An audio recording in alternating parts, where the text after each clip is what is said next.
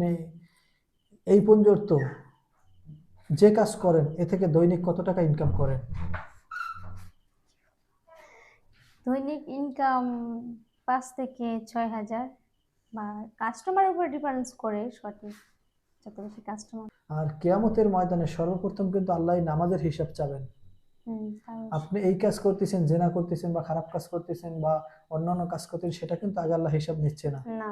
সর্বপ্রথম আল্লাহ যে আকিমুস সালাত, নামাজ কায়েম করছো কিনা, এটা হ্যাঁ, আল্লাহ জিজ্ঞেস অবশ্যই করবে। অবশ্যই।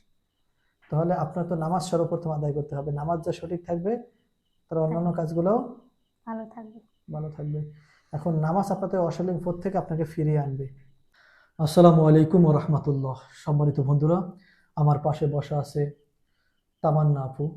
ইতিমধ্যে সোশ্যাল মিডিয়ায় তার একটি ভিডিও আমরা দিয়েছিলাম। অনেকেই সেখানে বলেছেন তাকে আপনারা বিবাহ করতে চান। আসলে সে যে রুমের ভিতরে থাকে, ওই রুমের ভিতরে এসেছি, প্লাস আশেপাশে তার আরও রুম আছে, তার আত্মীয় স্বজন বা তার মাতা পিতা যেখানে থাকে। তবে তার অনুমতি নিয়ে প্রয়োজনে সেগুলো আপনাদের মাঝে তুলে ধরবো বা তাদেরকে আপনাদের মাঝে তুলে ধরবো। তার জীবন কাহিনী কিছু হইলেও আমাদের মাঝে হালকা পাতলা বলেছেন, কিন্তু এবার তার মুখ থেকে সত্যগুলো আমরা একটু জানবো।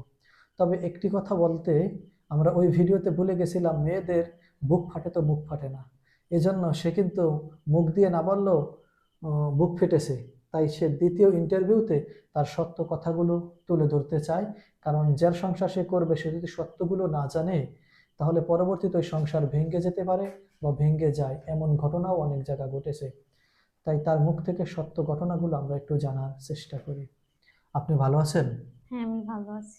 আপনি কেমন আছেন? আলহামদুলিল্লাহ, আল্লাহর রহমতে ভালো আছি। আপনি দর্শকের উদ্দেশ্যে একটা ইন্টারভিউ দিয়েছিলেন আমাদের চ্যানেলে। হ্যাঁ। জি। এখন আপনি আবারও বলছিলেন সত্য কথাগুলো জানার জন্য আপনি আরেকটি ইন্টারভিউ দিবেন। জি। আচ্ছা, এই ইন্টারভিউ দেওয়ার জন্য আপনি ইচ্ছুক না আমরা আপনাকে জোর করছি? আমি ইচ্ছুক, নিজে ইচ্ছুক। জি। আমরা তো জোর করে আপনার ইন্টারভিউ নিচ্ছি না। না, না। আচ্ছা, আপনাকে আমরা মুখটা ঢেকে আসতে বলছিলাম, কিন্তু আপনি খোলামেলা আসছেন। আপনি বলছিলেন যে যারা আমাকে এই অবস্থায় দেখবে, হয়তো মুখ ঢেকে রাখলে নাও চিনতে পারে বা বিবাহ প্রস্তাবে তারা ঘুরে যেতে পারে, যেটা অন্য মেয়ে বলতে পারে। হ্যাঁ, হ্যাঁ। এজন্য আপনি মুখ খোলা রেখে আসছেন। জি। আচ্ছা, এখন মূল বিষয় একটু আপনি বলবেন যে আপনি এই পর্যন্ত যে কাজ করেন এ থেকে দৈনিক কত টাকা ইনকাম করেন? দৈনিক ইনকাম ৫ থেকে ৬ হাজার, বা কাস্টমারের উপর ডিপেন্ডস করে সঠিক, যত বেশি কাস্টমার তত বেশি। বেশি নেই কোনো কিছুতেই। আচ্ছা, আপনি বলছিলেন যে আপনি হোটেলের কাজে অথবা অন্য কোনো কাজে আপনি যে গেছেন, এটা আপনি ইচ্ছাকৃতভাবে নয়, যে কোনো পরিস্থিতির শিকার অনুযায়ী হ্যাঁ, এই অবশ্যই। লাইনটায় যে আসছেন আপনি। হ্যাঁ। আসলে মূলত আপনি কোন জন্য বা কার জন্য বা কোন কারণে আপনি আসছেন? সত্যি বলতে আমি একজনের সাথে রিলেশনশিপে ছিলাম, কিন্তু ওকে বিশ্বাস করে আমি আমার বাড়িঘর ত্যাগ করে ঢাকা পর্যন্ত আসছি ওর হাত ধরে। কিন্তু আমি তো হোটেল কি চিনতাম না, জানতাম না। তো ও আমাকে এখানে নিয়ে আসছিল। আসার পরে এখান থেকে আমাকে রেখে ও চলে গেছে, তারপর থেকে আমার এই আর কি জীবনযাপন চলছে, দেখতেই তো পাচ্ছে। আচ্ছা, হোটেলের কাজ ভালো না খারাপ? হ্যাঁ, অনেক খারাপ। অনেক খারাপ। হ্যাঁ, অনেক। এখান থেকে অনেক পরিমাণ টাকা আপনি ইনকাম করেন, হ্যাঁ। করেন কিনা? হ্যাঁ, করি। জি। আচ্ছা, আপনি একটু বলবেন যে আপনি এই লাইনে কত বছর যাবত আছেন? আমি এই লাইনে প্রায় 15 বছর। 15 বছর? হ্যাঁ, 15 বছর। তা আপনার বয়স কত? আমার বয়স এটা না বলি। কত বছর বয়সে? নিশ্চয়ই আপনার বয়স 30 হবে তাহলে। হ্যাঁ। 30 বা 35 এরকমের না হলে তো আপনি আসতে না, না। পারেন না। হ্যাঁ, তাই হ্যাঁ। আপনি আমাদেরকে একটা ভিডিওতে বলছেন আপনার বয়স 20 বছর, তাহলে মিথ্যার আশ্রয় নিয়েছিলেন। হ্যাঁ, নিয়েছিলাম, কিন্তু এখন দেখতে পাচ্ছি মিথ্যার আশ্রয় নিয়ে কোনো লাভ নেই, সেই জন্য এখন সত্যটা আমি তুলে ধরলাম, যে কারণে আপনাদেরকে আবার দ্বিতীয়বার ডাকা হলো। আচ্ছা, ওই ভিডিওটা আপনি দেখেছেন? হ্যাঁ, আমি দেখেছি। জি। আচ্ছা, একটা বিষয় জানার দরকার যে এই কাজ করে কেউ কোনোদিন কোটিপতি হতে পারছে? আসলে আমার জানা নেই, হয়তো কেউ হতে পারেনি, কিন্তু এটা যার তার, মানে এক একজন এক এক কষ্টের কারণে হয়তো এই লাইনটা ধরছে। আমার মনে হয় যে এরকম আর কি, সঠিকটা তো আর আমি জানি না। আপনি যদি কিছু মনে না করেন, যে আপনারা দৈনিক কতজন কাস্টমার আপনাদের কাছে আসে? উম, আসলে এটা না জানলে হয় না। না, যদি একটু বলতেন। অনেকে তো বলছে 10 জন, 5 জন, 20 জন টাকার উপর বা কাস্টমার উপর ডিপেন্ড করে, আপনি বলছেন। তাহলে 5,000 টাকা ইনকাম করতে কতজন কাস্টমার আপনাদের কাছে আসে? আসলে কাস্টমার তো আমরা নিজেরা দিই না, এখানে হোটেলের মালিক আছে, ওনারা সঠিকটা বলতে পারবে, ওনাদের হাতে লেনদেন। আর এই বিষয়ে আমি তেমন বেশি কিছু বলতে চাই না, আর জানিও না। এটা ওনাদের ভালো করে জানা আছে, ওনারা ভালো জানে। আপনার কাছে আসে কতজন সেটা আপনি জানেন না? দৈনিক কতজন আসে এটা তো আপনার আমি কাছে জানি না। সেটার কথা বলছি আমি। সেটা যদি জন, 10, 6 জন, এরকম ভাবেই আসে আর কি। এক একটা কাস্টমারে দৈনিক কত টাকা আপনাকে দেয়? সরি, টাকাটা তো আমাকে দেয় না, টাকাটা হোটেলের ম্যানেজার আছে ওনাদের হাতে দেয়, তারপর ওনারা আমাদেরকে পেমেন্ট করে, সরাসরি আমরা টাকাটা হাতে পাই না। ও আচ্ছা, ওনারা সরাসরি যখন আপনাকে ওদের কাছে দেয়, আপনাকে কত পরিমাণ টাকা পেমেন্ট করে? ওটা তো আমাদেরকে কিছু বলে না, ওটা ওদের গোপনীয়তা একান্তই থাকে। আর ওরা ওদের ইচ্ছা মতো দেয়, যা পারে তাই। আপনি তো বলেন 5,000 টাকা পান। হ্যাঁ, মাঝে মধ্যে একটু কমও হয়, মানে সবসময় হয় না 5,000 প্লাস, এরকম আর কি। আচ্ছা, আপনি কি এই পথটা থেকে ফিরে আসতে চান? হ্যাঁ, অবশ্যই আমি এই পথ থেকে ফিরে আসতে চাই। আচ্ছা, অনেক মানুষ এখানে বলবে যে আপনাকে বিবাহ করতে চায়, বা আপনি আগের ভিডিওতে বলেছেন। আসলে মূল বিষয় হলো যে খারাপ থেকে মানুষ ফিরে আসতে চায়। আমি এই ভিডিওগুলো কেন করি, অনেক অনেক রকমের ভিডিও করে, কিন্তু অনেক মা বোন খারাপ রাস্তায় বেরিয়ে গেছে, জেনায় লিপ্ত আছে, হাজার হাজার মানুষ জেনা করতেছে, সেখানে হাজার হাজার পুরুষ গিয়ে জেনা করতেছে, খারাপ কাজে লিপ্ত হচ্ছে। এখন এখান থেকে কিছু হলেও যদি তাদেরকে ফিরিয়ে আনতে পারি, তাহলে হ্যাঁ, ইনশাআল্লাহ আমার মনে হয় যে এই উসিলায় আল্লাহ আমাকে মাফ করে দিতে পারে। একটা উসিলা খুঁজবে তো কিয়ামতে আল্লাহ, হ্যাঁ, অবশ্যই। যদি একটা একটা মানুষ এখান থেকে ফিরে আসে। বুঝতে পারছেন? হ্যাঁ, বুঝতে পারছি। এখন আপনি কি ফিরে আসবেন? হ্যাঁ, অবশ্যই। সত্য বলছেন? হ্যাঁ, সত্য। আসলে মূলত অনেকেই বলে আসলে আল্লাহকে সাক্ষী রেখে সত্য কথা বলতে হয়। আপনি ফিরে আসবেন কিনা? হ্যাঁ, অবশ্যই, কেন না? মানুষ তো আর সারা জনম খারাপ কাজের মধ্যে লিপ্ত থাকে না, ওদের তো কোনো না কোনো ভালো কাজে আশা করে যে ভালো কোনো কিছু পেলে হয়তো খারাপ কাজ ছেড়ে দেবে, ভালো কাজে যাবে, এরকম। আচ্ছা, অনেকে এই ভিডিওগুলো দেখতেছে বা সামনে লক্ষ লক্ষ মানুষ দেখবে, হ্যাঁ, তখন অনেকে অনেক রকমের মন্তব্য করবে। যেহেতু খারাপ কাজ করলে মানুষ মন্তব্য যেটা করে সেটা করবে, ঠিক আছে, কিন্তু এই মন্তব্যগুলোকে আপনি যদি ভালো হন তাহলে আশ্রয় এবং প্রশ্রয় কোনোটাই দেওয়া যাবে না। না, সেটাই। আপনাকে রাস্তাঘাটে দেখে অথবা কোথাও দেখে মানুষ অনেক রকমের টোল করতে পারে বা কথা বলবে, কিন্তু ভালো হলে সেগুলো আশ্রয় প্রশ্রয় দেওয়া যাবে? না। দেওয়া যাবে না। সত্যি কি ভালো হবেন? হ্যাঁ, সত্য? সত্য। সত্য।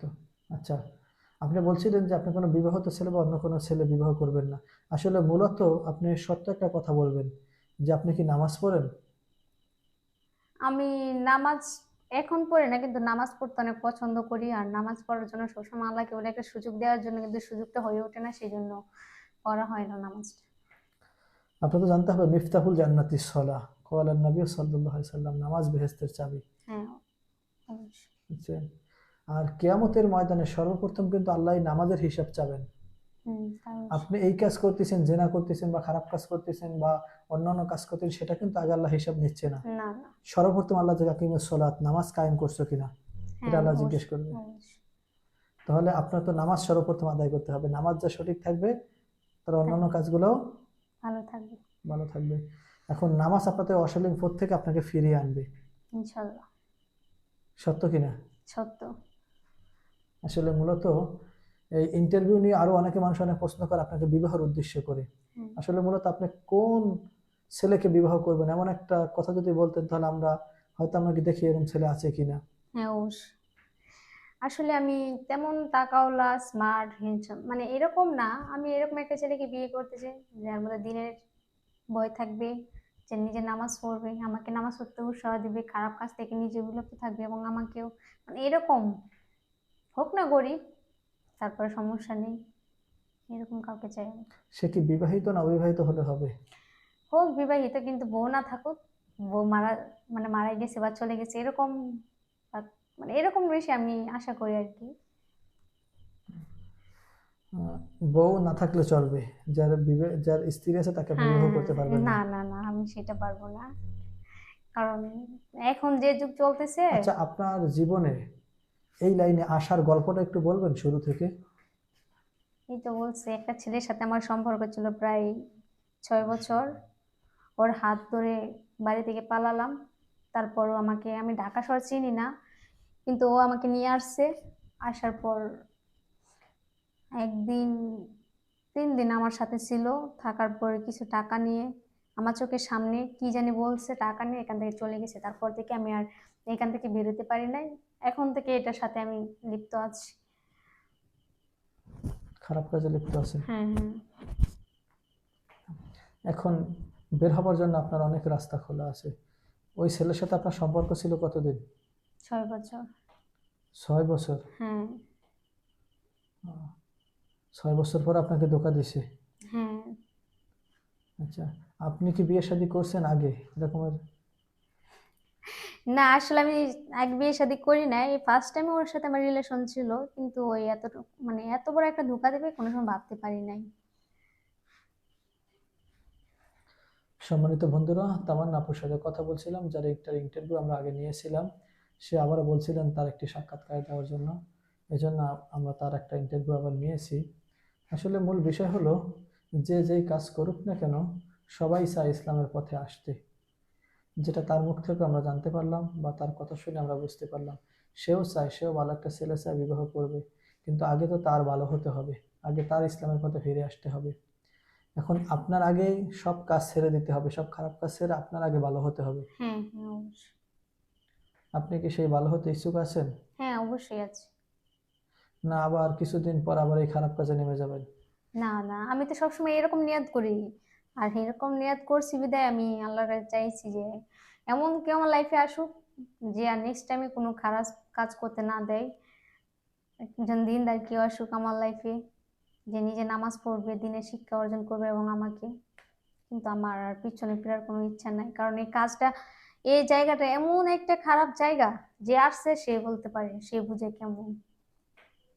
আর যে একবার আসছে সে আর কোনোদিন আর আশা করি ভালো কিছু পাইলে তবা করে আর এখানে আসবে না।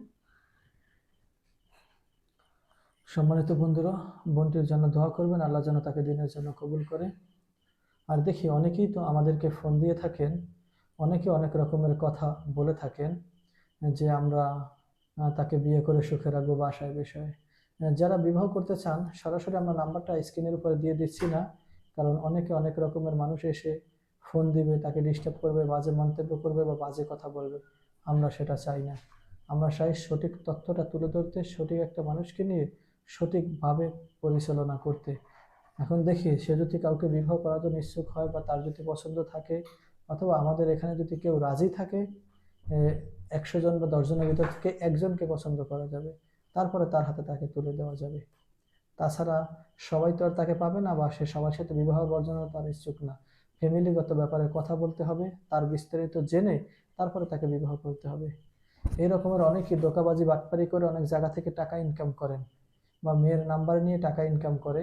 ভুলেও কেউ এই ধরনের প্রতারকদের টাকা পাঠাবেন না। এই মুহূর্তে হোয়াটসঅ্যাপ, ভাইবার, মেসেঞ্জারে ভিডিও কলে খারাপ কাজ করার কথা বলে টাকা নিয়ে থাকে মেয়েরা, অথবা তারা ফোন নাম্বার দিয়ে ফুসলিয়ে ফাসলিয়ে ছেলেদের বা প্রবাসী ভাই বোনদেরকে টাকা নিয়ে থাকে। আমরা এরকমের ঘটনা অনেকবার শুনেছি, অনেক জায়গায় ঘটেছে। তাই তার সাথে আমার সাথে দীর্ঘ অনেক দিন যাবৎ সম্পর্ক না, হয়তো 2-1 মিনিটের কথা। তার নাম্বারটা আপনাকে দিলাম, আপনারা যদি তার কাছ থেকে কোনো প্রতারণা শিখলেন, তার দায়ভার কিন্তু আমি নিব না। এজন্য আমরা নাম্বার এখানে দিচ্ছি না। দেখা যায় তার মতো আরো একজন এসে এখান থেকে আপনাদের কাছ থেকে টাকা নিয়ে যাবে, তখন তার দায়ভার কে নেবে? আসলে বিষয়গুলো আমাদের একটু সিরিয়াসলি নেওয়া দরকার। কারণ মেয়েদের কণ্ঠ পেলেই অনেকে এরকমের হাজার হাজার টাকা হাতিয়ে নিয়ে যাচ্ছে, মেয়েরা তাদের কণ্ঠ পেলেই তাদেরকে দিয়ে দেন। আসলে যাচাই বাছাই করতে হবে, তাদের ফ্যামিলির সাথে কথা বলতে হবে, মেয়েটা কেমন সবকিছু জানে, তারপরে সামনের দিকে আগাতে হবে। কেউ যেন প্রতারণার শিকার না হন, এজন্য আমরা নাম্বার দিচ্ছি না। প্লাস যদি তার বিবাহ বসার ইচ্ছুক থাকে, অবশ্যই আমরা যোগাযোগ করার চেষ্টা করব। আর তার পছন্দ অনুযায়ী আপনাদেরও পছন্দ, দুজনের পছন্দ হতে হবে, ফ্যামিলিগত ব্যাপারেও কথা বলতে হবে, তারপর সামনে এগিয়ে যেতে হবে। প্রমাণ হিসেবে ওই সময় আমরা ছোট্ট একটা ভিডিও ফুটেজ রেখে দিব, যেটার জন্য আপনারা হয়তো আপনার ফেস দেখানো নাও হতে পারে, যেহেতু আপনি রাস্তাঘাটে চলাফেরা করেন বা কাজ করবেন। ওই পরবর্তীতে সব কাজগুলো বন্ধ করে দিয়ে আমরা সঠিকটা তুলে ধরবো আপনাদের মাঝে। আর আপনাদের সামনের দিনগুলো সুখী হবে এটাই আমরা জানি। সবাই তার জন্য দোয়া করুন, আল্লাহ যেন তাকে দিনের জন্য কবুল করে। আপনি আর হুম। কিছু বলবেন? না, আমার আর কিছু বলার নেই। কোনো কিছু, আপনার কোনো ছেলে পছন্দ আসেনি? না, আমার কোনো ছেলে পছন্দ নেই এখন আর। কেউ প্রস্তাব দিলে রাজি হবেন নি? আমার তো ছেলেদের প্রতি বিশ্বাস এখন উঠে গেছে, কাকে বিশ্বাস করবো বলেন? সব ছেলেরা কি এক? না, এক না, কিন্তু তারপর তো একজনের প্রতি বিশ্বাস রাখার পরে যে কাজটা করছে তারপর তো সবার প্রতি আমার মন উঠে গেছে। কোনো ছেলের প্রতি কোনো বিশ্বাস, ভরসা পাই না। বিশ্বাস করতে হবে তো আপনাকে, বিশ্বাস আপনাকে করতে হবে। আপনি যে কাজ করেন সেটা বিশ্বাসের অযোগ্য কাজ। এখান থেকে আপনার আগে ভালো হতে হবে, তারপর ভালো ছেলে খুঁজতে হবে। আল্লাহর ভয় তো আপনার মনেও আছে। হ্যাঁ, অবশ্যই আছে। মৃত্যুর পর আপনি তো জাহান্নাম চান না জান্নাত চান? জানাচ্ছি। তাহলে যদি আপনি এই কাজ করেন জান্নাত পাবেন? না। তাহলে ভালো কাজ করতে হবে না? হ্যাঁ, অবশ্যই। একদিন হলে তো আপনার ফিরে আসতে হবে। হ্যাঁ, অবশ্যই। আর একটু ফিরে আসার চেষ্টা করেন না। হুম। ফিরে আসবেন? হ্যাঁ, অবশ্যই। কবে থেকে ফিরে আসবেন সেটা একটু বলেন। আসলে আমি খুব দ্রুত ফিরতে চাই, যত তাড়াতাড়ি সম্ভব, কারণ এই কাজগুলো একদম ভালো না। খুব বাজে একটা কাজ। পৃথিবীতে যদি কোনো বাজে কোনো কাজ থেকে থাকে তার মধ্যে এটা হলো একটা অন্যতম। তো আমার মতো যারা আছে, আমি সবার উদ্দেশ্যে বলি, যারা যারা আমার মতো এসব কাজে লিপ্ত আছেন সবাই মানে দোয়া করি যে এই কাজ থেকে দ্রুত তাড়াতাড়ি চলে যান, কারণ এগুলো ভালো না, একেবারে অনেক খারাপ এবং নোংরা একটা কাজ, যাতে নিয়ে তার কোনো কিছু হয় না। সম্মানিত বন্ধুরা, সবাই ভালো থাকবেন, সুস্থ থাকবেন, তার জন্য দোয়া করবেন, আল্লাহ যেন তাকে দিনের জন্য কবুল করে। আসসালামু আলাইকুম ওয়া রাহমাতুল্লাহি ওয়া বারাকাতুহু।